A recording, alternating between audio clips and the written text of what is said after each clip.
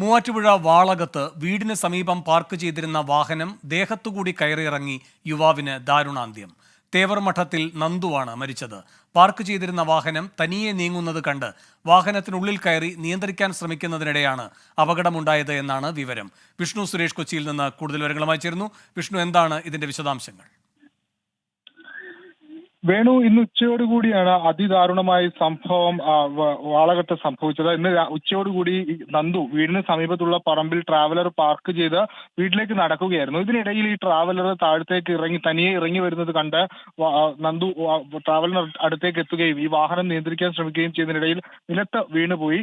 അപ്പോൾ ഈ ട്രാവലർ നന്ദുവിന് മുകളിലൂടെ കയറി ഇറങ്ങുകയായിരുന്നു. അതിദാരുണമായ സംഭവം.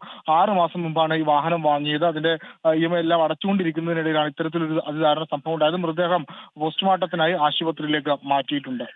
വിഷ്ണു സുരേഷാണ് കൊച്ചിയിൽ നിന്ന് വിവരങ്ങൾ നൽകിയത്. ലോകത്തെവിടെയായാലും ഏത് സമയത്തും 24 വാർത്തകളും ഓഗ്മെന്റഡ് റിയാലിറ്റി പാക്കേജുകളും എക്സ്പ്ലെയിനറുകളും വിശദമായി കാണാൻ ഞങ്ങളുടെ യൂട്യൂബ് ചാനൽ നിങ്ങൾക്ക് സബ്സ്ക്രൈബ് ചെയ്യാം.